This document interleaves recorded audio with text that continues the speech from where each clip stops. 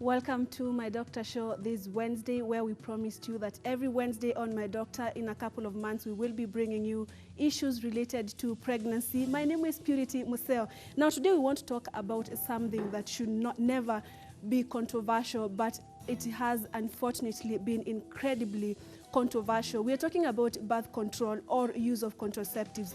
Now, according to the Global Health Report, between 1994 up to date, the number of people using birth control methods has increased by 8.3%. But something important to note is that in Africa, that's not the case. The numbers are still very low, the reasons being accessibility to birth control methods as well as the cost that comes with that.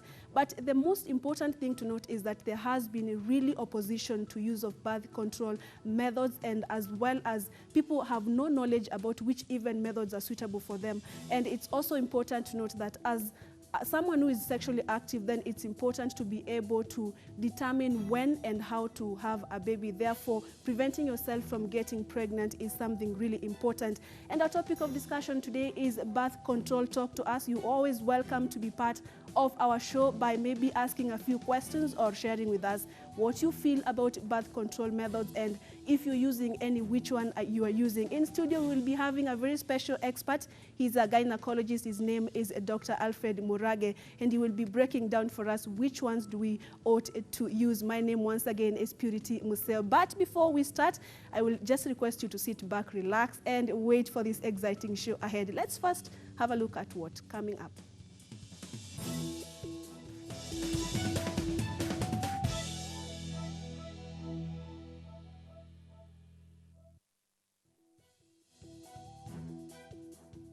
Now, contraceptives are methods or techniques that a woman may use to either space or limit the number of children. And this now does not only include women, but also includes couples, because it's a topic for couples. Yes. Indeed, there are different types of contraceptives. You may want to look at them from the standpoint of what is for the man, what is for the woman. You may also look at them from the duration of action, and also you may want to look at them from whether they are hormonal or non-hormonal. So for example, if we look at the methods that are available to men, for example, we have condoms. So this is one of the most widely available methods. The second method available to men, which they don't like to talk about a lot, is vasectomy. So vasectomy is also a method that is available for men. Now, what our sisters or the mothers or our daughters can use, on the other hand, they are varied. There are quite a number of them. And here we start with, for example, natural methods. A lot of controversy exists and a lot of questions about how you can use that. So that's a whole topic on its own.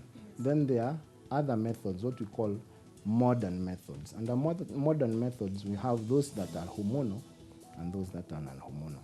So hormonal methods include, for example, you can have the pills, the everyday pills. We can have patches. We can have injectables. There are implants that can be placed under the skin, and there are also coils that have hormones. The non-hormonal methods include things like female condoms. There are cervical caps and diaphragms, but there are also non-hormonal coils. So that's generally how you can class the methods. Okay, we class the methods generally into three. So for example, there are the least or the lowest effectiveness. Then you have the middle or the average or the moderate effectiveness, and also the highly effective methods. So for example, things that do with natural methods.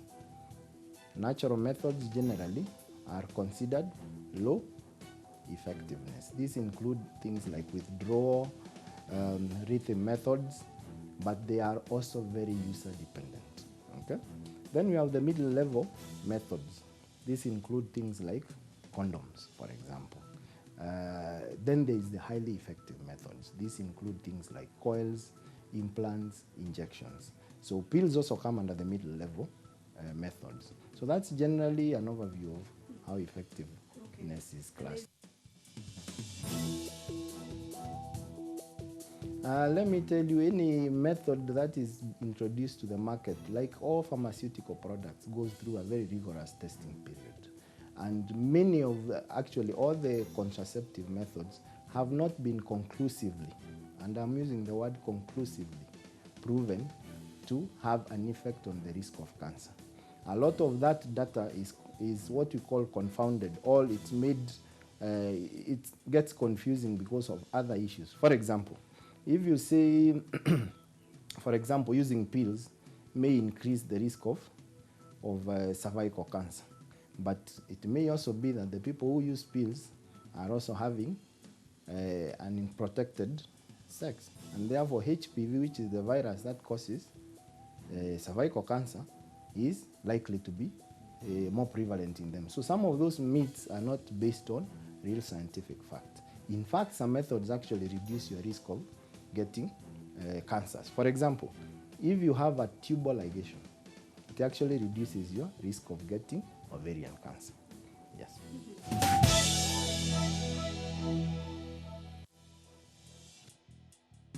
Time. My name is Purity Museo. Today we are talking about birth control, and what you've just watched are some of the highlights from Dr. Mukaindo Mwaniki of Aga Khan on some of the methods or options available. You're welcome to be part of this discussion today. The SMS line is free of charge at 20268. The number to use to call in directly will be displayed on your screen, or you can talk to us through our Twitter handle at EBRUTV Kenya, the hashtag MyDoctor. In studio joining me is Dr. Alfred Murage. Welcome to this show. Thank you, and thank Purity. you so much once again for making time for us. Yeah. Today we are talking about something that should never be controversial, but it's really controversial: birth control. What is birth control to begin with? Yeah, I think the way to look at it is just to say simply, birth control is preventing pregnancy. Okay. And by that we mean preventing pregnancy occurring unexpectedly, Okay. or preventing it from occurring when it's not been planned.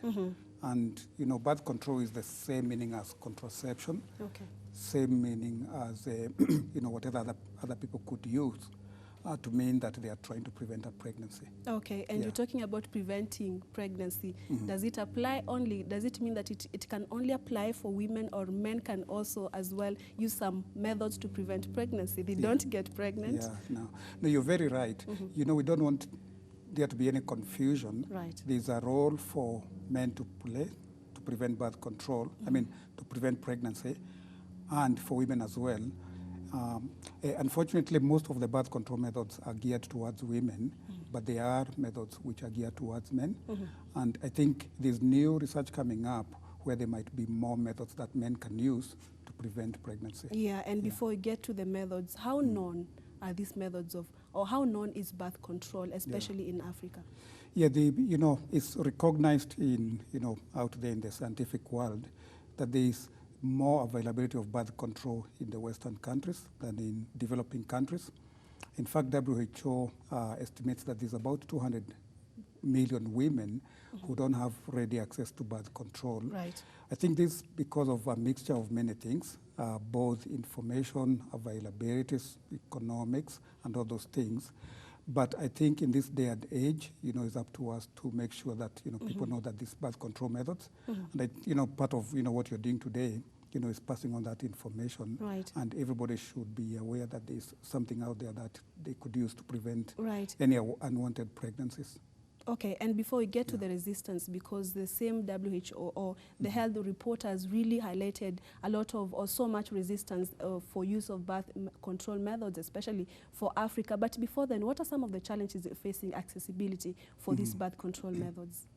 I think part of them would be, like you just said, people may not be aware what is available, and they may not also know that there are so many methods which are out there that virtually can suit anybody regardless of their health status, their circumstances.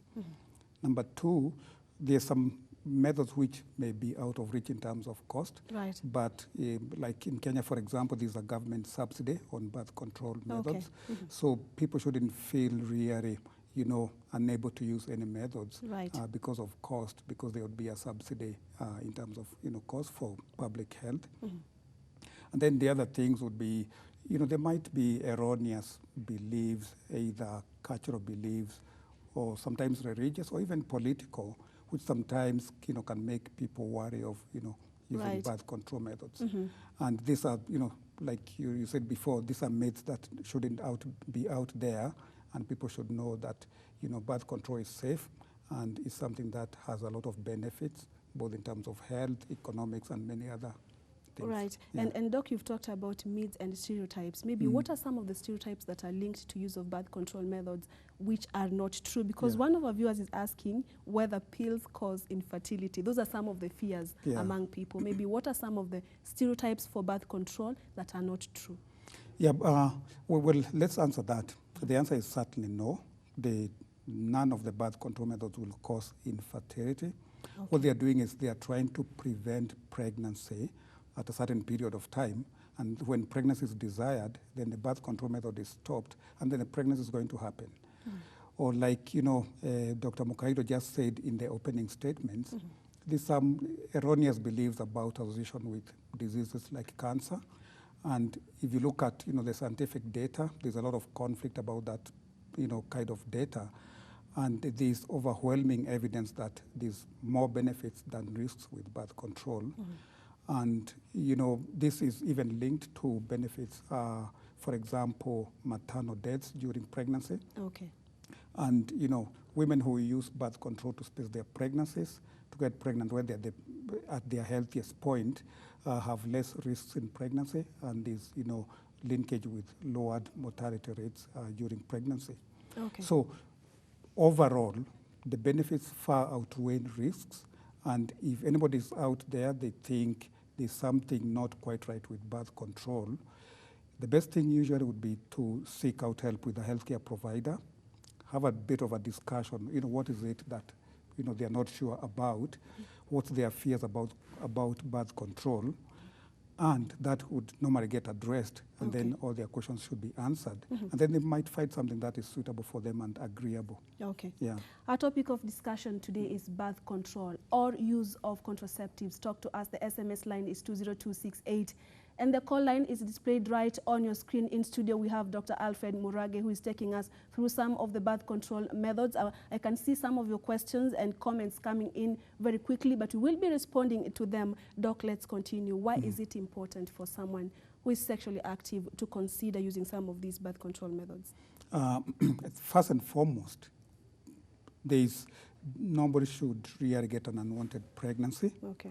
And, that's very important, especially for, our adolescents.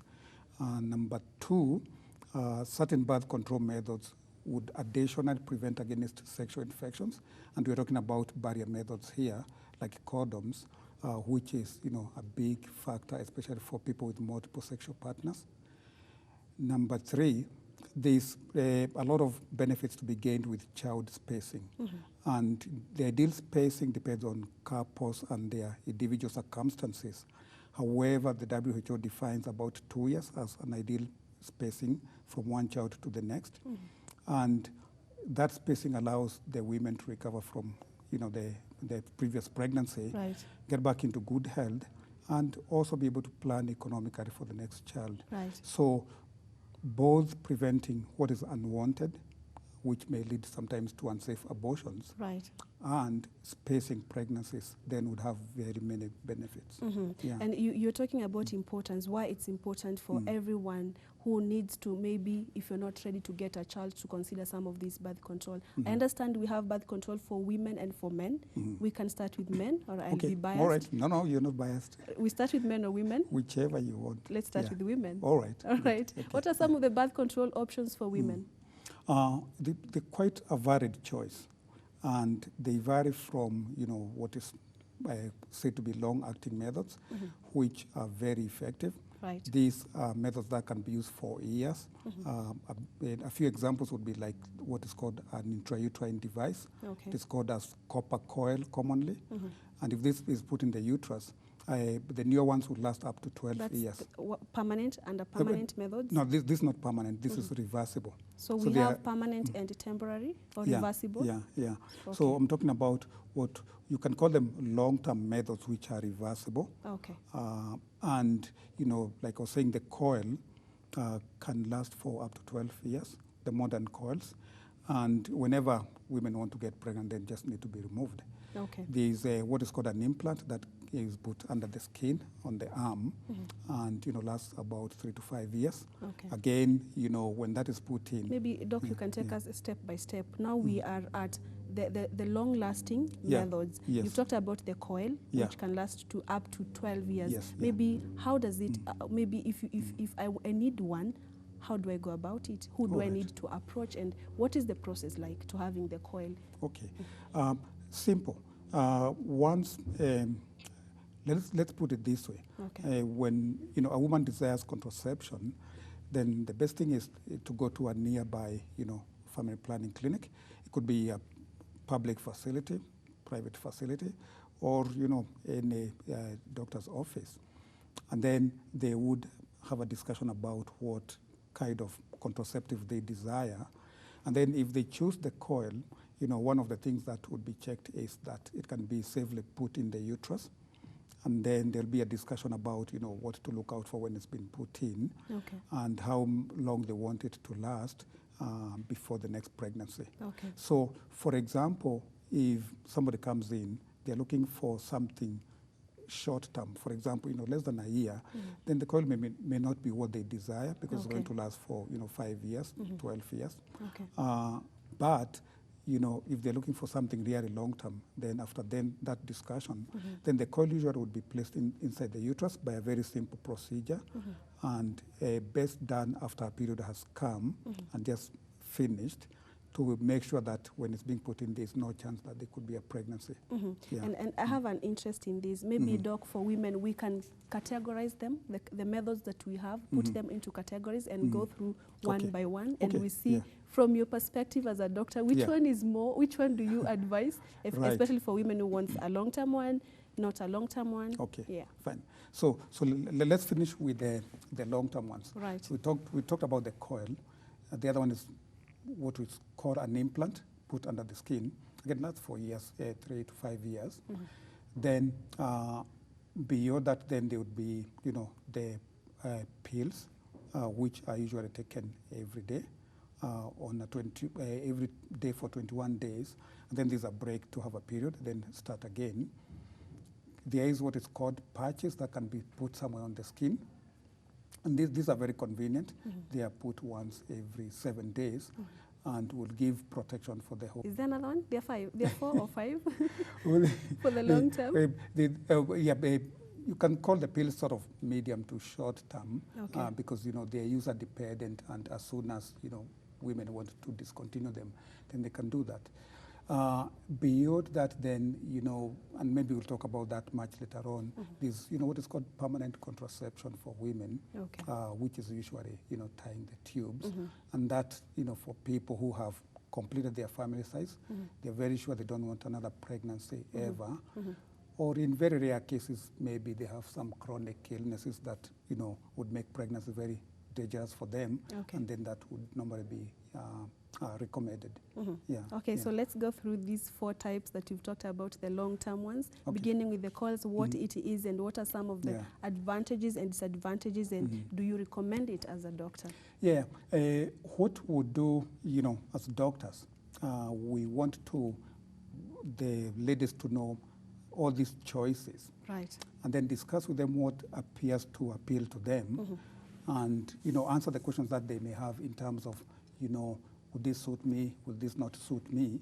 And then come to a compromise. Because what we don't want is to, enforce one method over the other. But I think the key decision is usually, how much long do they want to use the method for?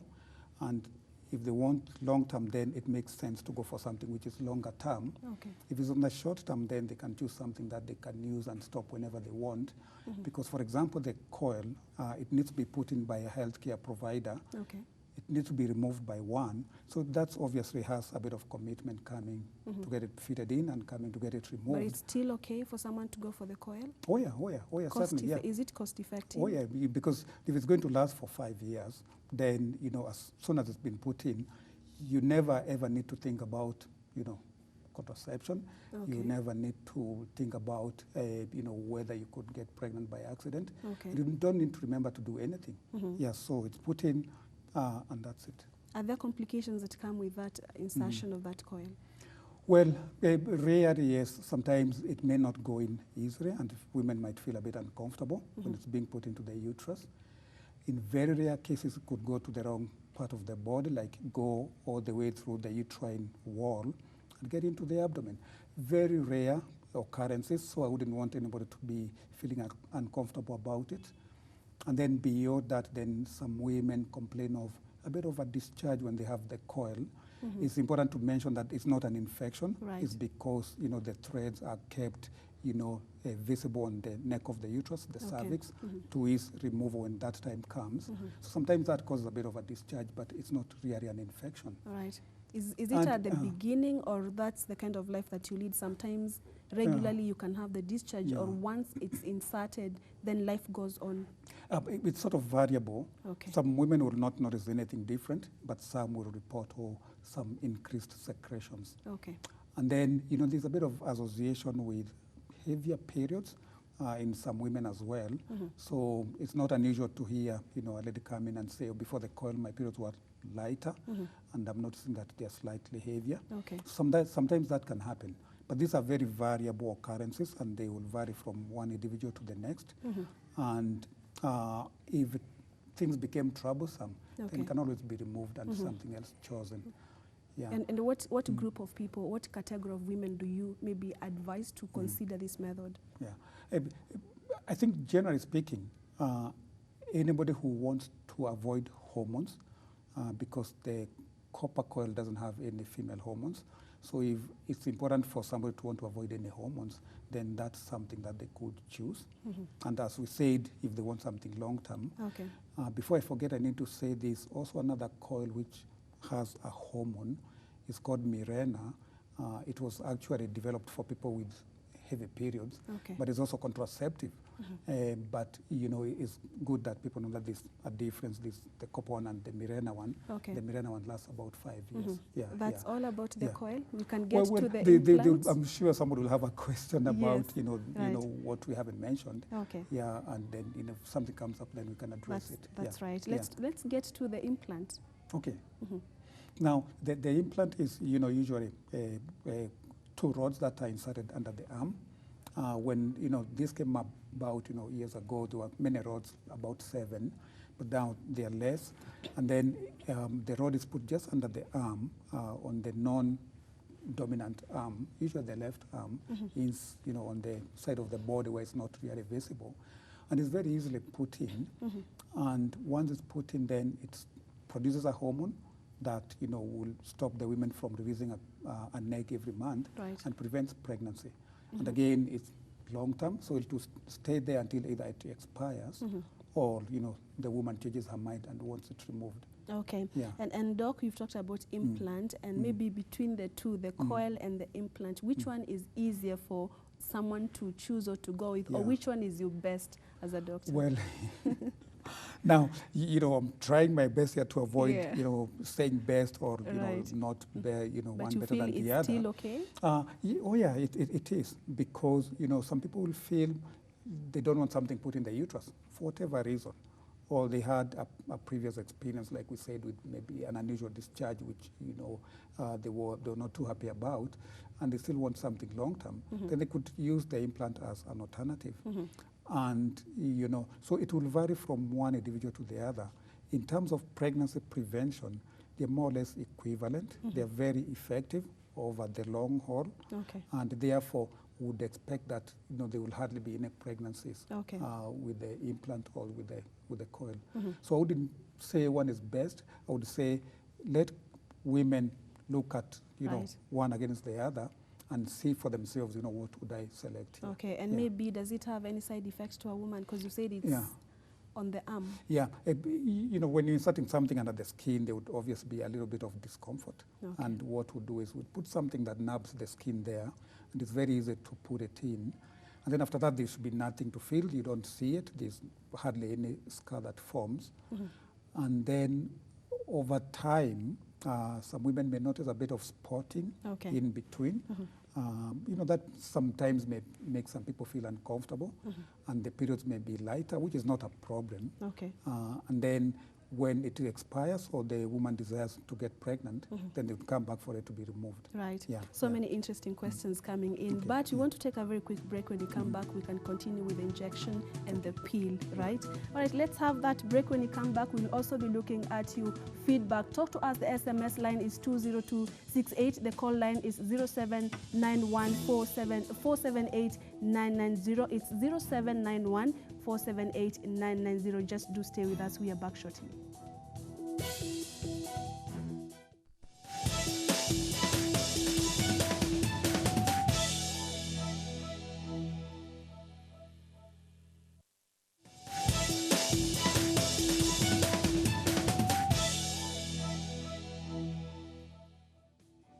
Welcome back. You're watching My Doctor Show, and in case you're joining us for the very first time, my name is Purity Museo, and today we are talking about birth control or use of contraceptives. Remember, this is the time that we will be receiving your calls as well as looking at your feedback. I can see them coming in very fast. The SMS line to use is 20268, and the call line is displayed right on your screen. Welcome back, Doc, to this second part of the show. Okay, thank you. Yeah, so many questions coming in regard to injection and the pill, and that's what actually we want to talk about. We've already discussed about the coil and the implant. So now can we get to the injections? Okay, yeah. The injection is, the commonest one is called Depo, Provera, and it's given once every 3 months. Okay. And it's quite effective in preventing pregnancy.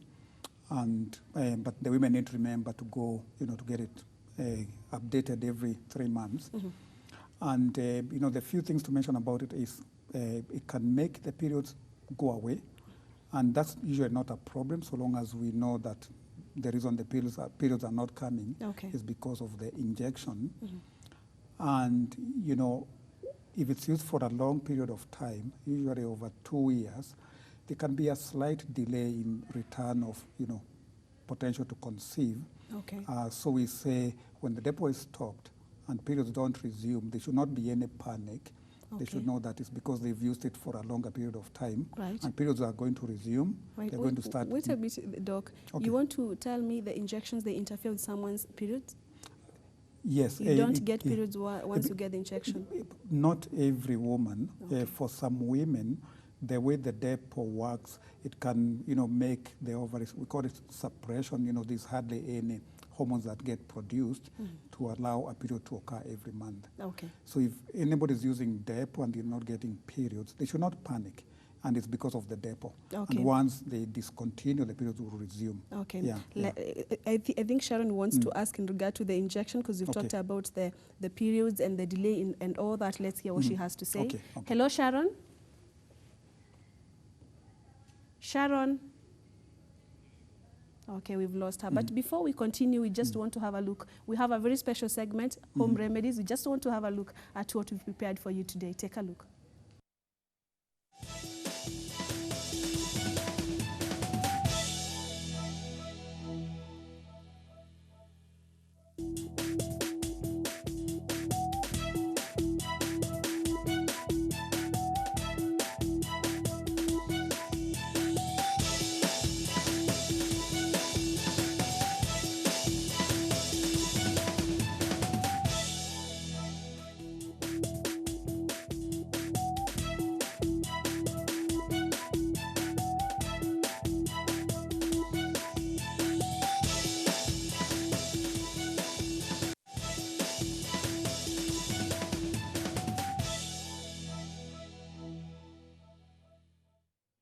And welcome back. You're still watching My Doctor Show, and the topic of our discussion today is birth control. Talk to us. The SMS line is 20268 and the call line is 0791478990. Doc, before we went for that, or before we continue, there's someone who wants to talk to us. Okay. Hello. Hello? Hello, Helen. Hi, how are you? I'm fine. Yeah, please talk to us. Yeah, I wanted to ask the doctor the difference between the Depo injection and the semi-plan injection. Yes, Ellen? And how does it work? You've heard her? Yeah. Okay, thank you, Helen. Thank you. We're going to respond to The you. question is that, Okay. hello? I can hear you. Yes? I wanted to know Yeah? you know, when you are in this family planning, there's this issue when the family planning gets about the, hello? Yes, I can hear you. Just reduce the volume of your set. Okay, I've reduced. Yeah. Okay, there is this, the implant. All right. Most of the women, when they insert the implant, it brings about the asthma thing. The chest becomes congested most of the time. Okay. So I wanted to know if these things are for real or they can only take 99% and they just have a lot of side effects. Right. We've heard you, Helen. The doubt on the use of these methods. Okay, Are yeah. they, she's asking, are they for real or they're Well, just 99% effective? No, the effectiveness is proven. Okay. So the methods that we say are user dependent, for example, taking a pill, so long as a pill is taken judiciously, then pregnancy, practically will not happen. And, the injection, and the longer term methods which are going to work anyway, then, they are also very effective. Now, to answer the question about, she asked about Femiplan, Right. which is, we're going to talk about the pills. Right. Which is, is one of the pills. And the injection, Femiplan is, we call them combined pills. It has two of the female hormones Okay. called estrogens and progesterones, while the depot has only one of the hormones called progesterones. Okay. So that's the main difference. And the pill obviously has to be taken by mouth once a day. And the injection is, what we said, once every 3 months. Okay. The question about, the implant and, chest congestion, there's really no connection and is likely is coincidental. People might have, chest congested for whatever reason, and then sometimes associated with what they have done. So there's no real connection there. Okay. And, it will not cause that, and Okay. is not linked to things like asthma, for example, like she was saying. All right. Yeah. And Doc, very quickly, because we do not want not to talk about men, we don't want to be biased, maybe we can finish up on the pills. You've talked, we still on the long-term methods. The pill you talked about, you take them 21 days consecutively, Yeah. then what happens after that? Now, the way the pills are designed is to mimic, what happens during a menstrual cycle. Okay. So, taken every day, the pills then will get to prevent the ovaries from producing their own hormones and releasing an egg. So the lining of the uterus is, completely suppressed during that period of time, and because there's a sustained level of the hormones, when the pill is stopped on the 21st day during that pill-free week, Okay. but some pills have what is called DAME tablets, which don't have the hormones. They might contain some vitamins Okay. or even iron. Then during that week, then the lining of the uterus is shed away, Okay. and there's bleeding. And then as soon as bleeding comes, then the next pack should be started. So it's 21 days of active tablets. But, there's various configurations of the way the hormones work and the content and all that. But the basic thing is, active days of the hormones. And then towards the end of the month, which is 21 to 28 days, then there's either no hormones or very low doses. Okay. Yeah. Then maybe, Doc, we can now look at the short-term methods and then quickly permanent before we could have a look at some of the feedback here. And also, we don't want to forget men, Yeah. You could consider pills like, short-term, because some people want, maybe 3 months, then they stop. So you could consider that as short-term, or even the injectables, because you can use for, let's say, half a year, then stop. So you can say those are short-term. The other things would be things like barrier methods. There's, female condoms as well, which, can be considered also like short-term methods. And, there would also be devices that can be placed on the neck of the uterus, the cervix, which again form a barrier. And, again, you can call them, sort of short-term to medium-term. Right. Yeah.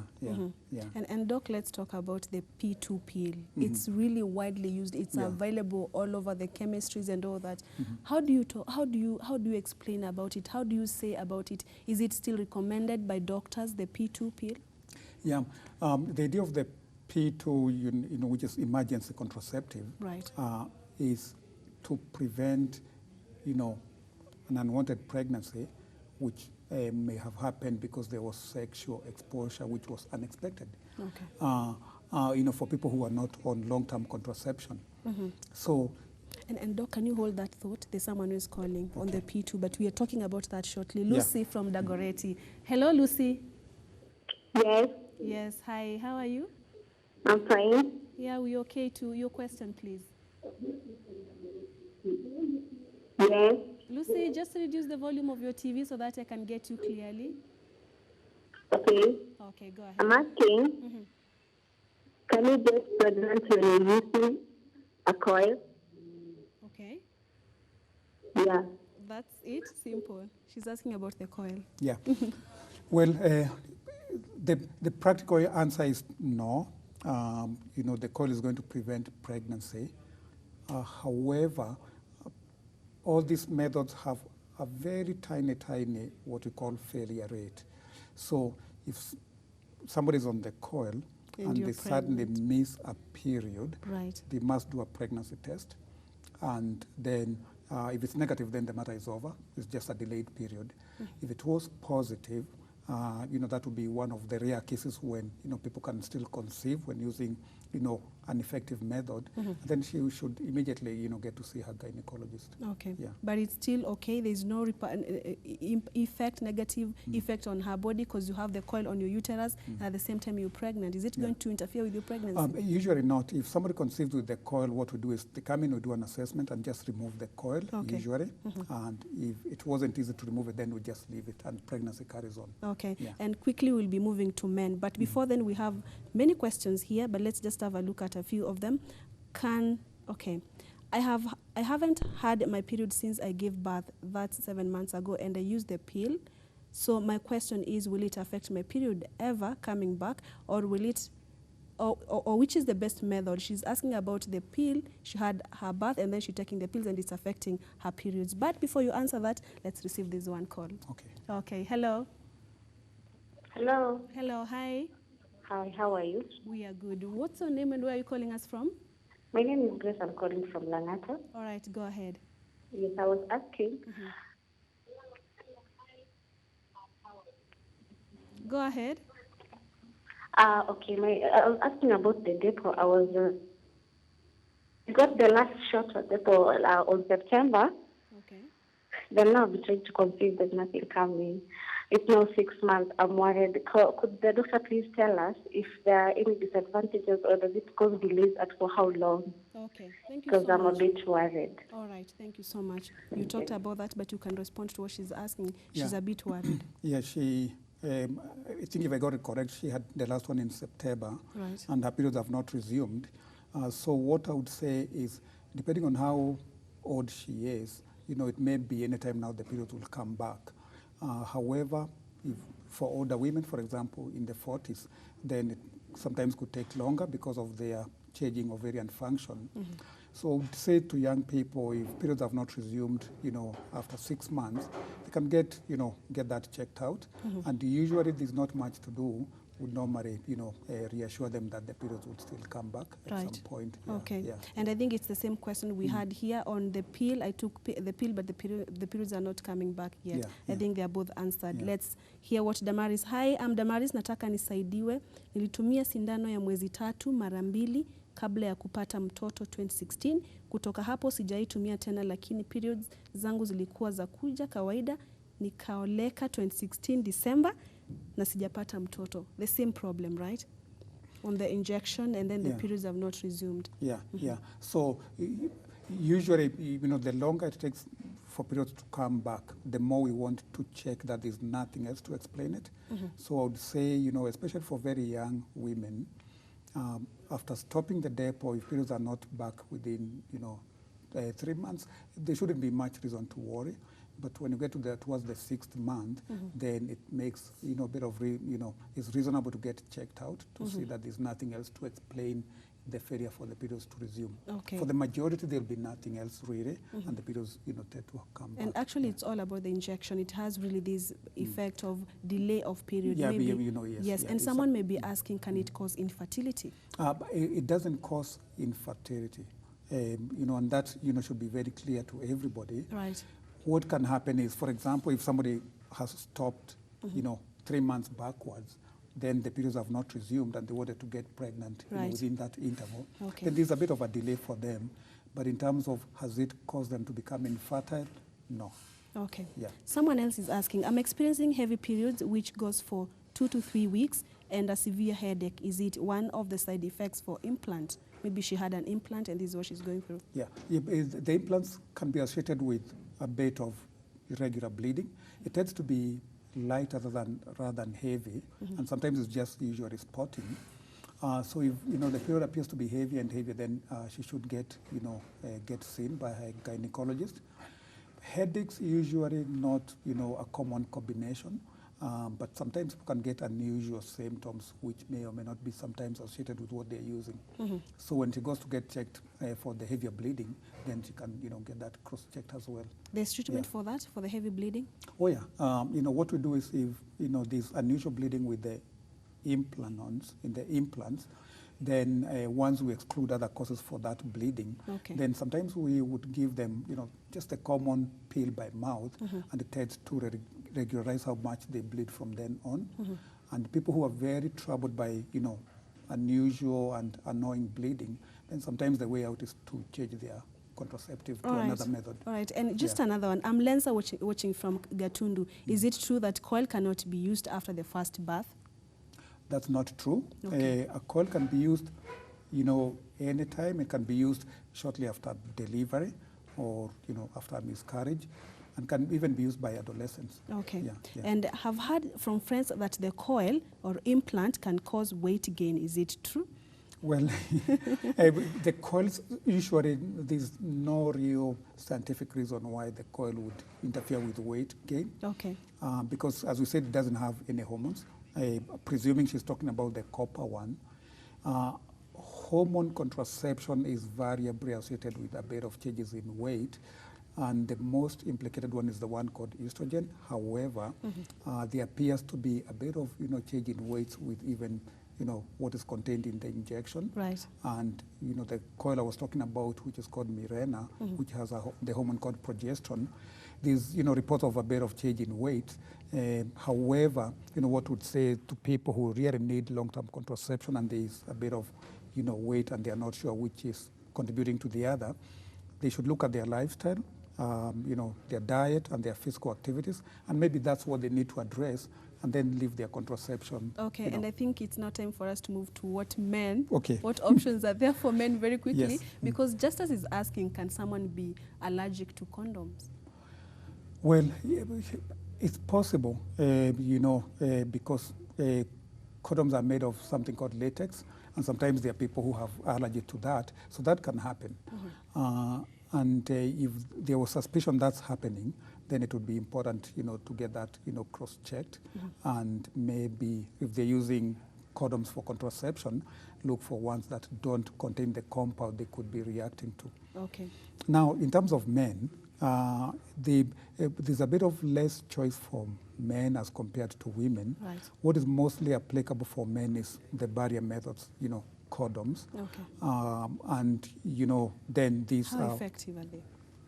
Well, they are as effective as, the discipline to use them. So if they're used consistently and, every time, and check there's no accidents with, either, getting torn or anything like that, then, they should be effective. And the other advantage is they prevent, sexual infections, chlamydia, gonorrhea, HIV. So there's an added advantage. Okay. So that's the main method for men. There's new studies about, pills that may become applicable for use by men. Yeah, not yet available in the market, but potentially in the future. And even injectables that may come up again in the future. And other, novel techniques trying to block the channels that, get the sperms out. So there are all these methods which are still undergoing, scientific testing. and leaves, the balance more towards women unfairly, than men. Okay. But who knows, in another few years, then there'll be more choice for men. Okay. And apart from condoms, do we have another option for men? Yeah, maybe, the last one is really vasectomy, It's a permanent one? which is a permanent method. And, for men who have finished childbearing and they feel they don't really want to pursue more pregnancies with their partners, then they can have that as, their method, and that's it. Maybe you can take us through how it works and maybe if it affects a man's sexual life. Yeah. The straight answer is no, and it's very easy to do compared to, tying tubes in women. It's easier to do, and the effectiveness in terms of no conception in the future is actually much higher than tying the tubes. So if couples are out there and they feel they're done with pregnancies, then the man should consider as much as the woman, to get, a vasectomy done. And before you look at the questions, I was just looking at some of the questions, but one of our viewers is asking whether still on men, you talked about the condoms, use of condoms, and it's vasectomy. But yeah, which is permanent. Which is permanent. But they say still on the condoms for someone who doesn't want or who is allergic, like what Justice was asking. So they're asking withdrawal whether it works. Well, maybe, it can work, let's put it that way. Okay. However, the effectiveness of preventing pregnancy is very low compared now to, modern methods of contraception. So to say, because there's so much choice, especially on the women's side, there'll be some method out there that is suitable for them as a couple. So if, these problems with the condoms, I wouldn't really, using withdrawal method as the sole method of contraception. They should go and sit down with a healthcare provider and they look at all these other options. And then I'm sure they would find something that may be applicable on sort of medium to longer term basis. Yeah. Dr. Alfred Murage is helping us with some of the methods for birth control that are available for both men and women. Talk to us. The SMS line is free of charge at 20268. The call line is 0791-478-990. And we are looking at some of your feedback right now. Keep them coming, keep calling. We are here for you, right, Dr. Murage? Yeah. And let's have a look at what there's someone who's saying talk more about P2 and their effects, please. Okay. Yeah? Because it's really widely used. And do you feel it's misused? One thing, and for someone, the people who use it maybe on a daily basis, what are some of the repercussions for that? Is it recommended to use it as a birth control method on a daily basis? Because it's an emergency contraceptive. It's trying to rescue a situation.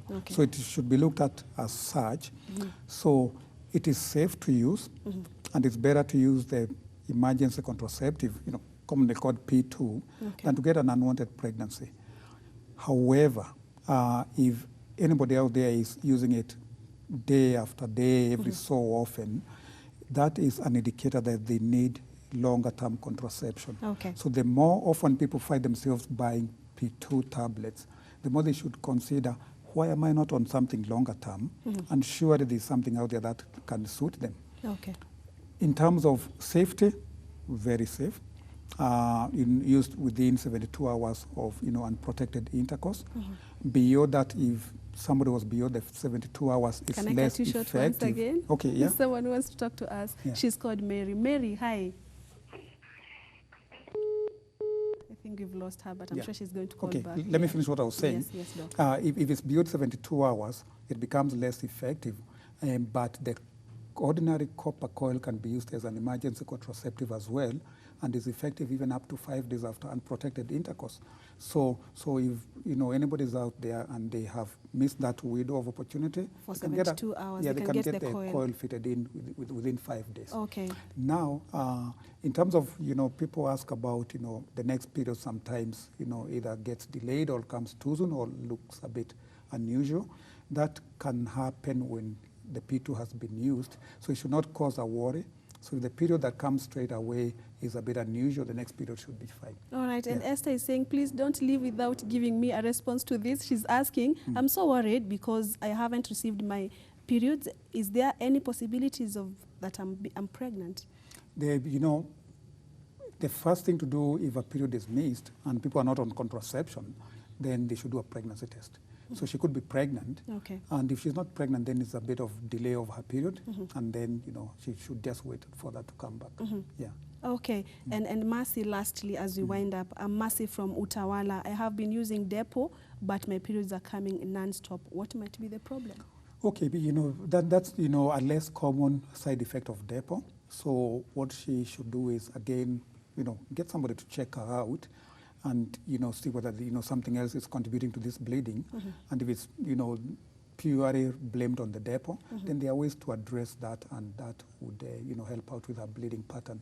Yeah. Okay, and someone else is asking, hi, I had a miscarriage 5 months ago. We are really sorry about that, and I haven't received again, I think, my periods. What could be the problem? Well, 5 months ago, she said? Yeah. 5 months backwards is quite a long time. If she's not on any hormonal methods that could be contributing to that, then it's worthwhile again getting checked out to see why there's a delay in return of the periods, because usually the periods would come somewhere between 4 to 6 weeks after the miscarriage. Okay, and so Doc, you've said all these birth control methods that you've talked about, they are all safe, and in case someone, because many people have a problem with their periods, some are coming non-stop, others are not coming at all, they should not worry? Safety is proven. Okay. Effectiveness is proven. Okay. And because there's a variety of choice, virtually everybody should get something that suits them. Right.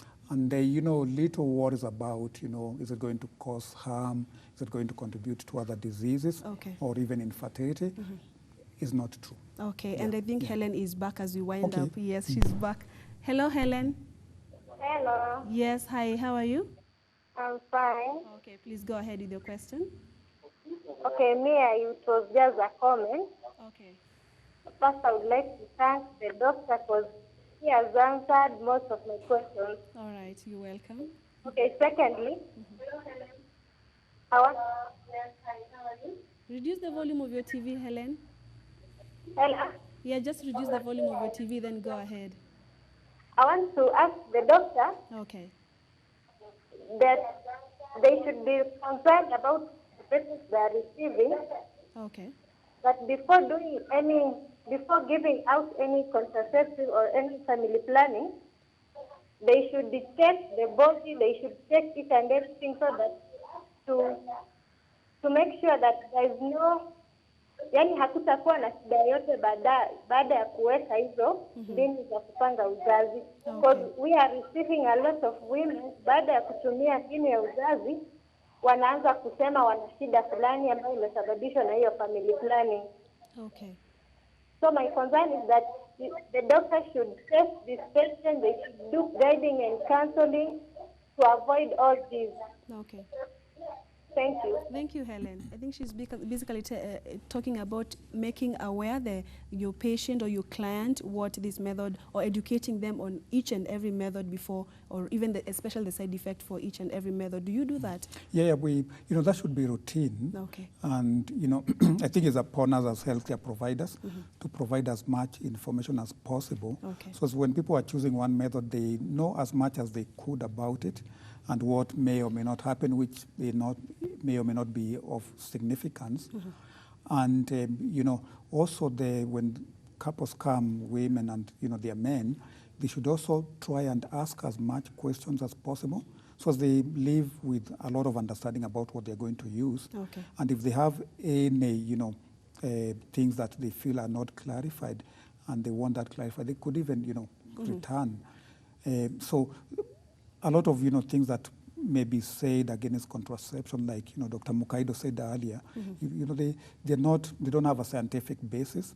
And, the issues about safety and, contribution to other illnesses, is basically not really true. And Doc, unfortunately, that's all the time we had for the show today. Okay. Yeah, Alfred Murage, thank you so much for your time, and thank you so much for enlightening us on some of the birth control methods that are available for both men and women. And thank you all for watching. So much of your feedback coming in, and we do promise to have a look at them and to respond to them offline. But for now, we'll have to leave you. Remember, you can can always talk to us. The hashtag is MyDoctor at Ebru TV Kenya. You can always keep those SMSs coming 20268 and also call us 0791478990. For now, I will have to leave you. Remember, you can always watch our previous episodes from our YouTube channel, Ebru TV. Always look for My Doctor. My name is Purity Musel. See you again next week on Monday, same place, same time.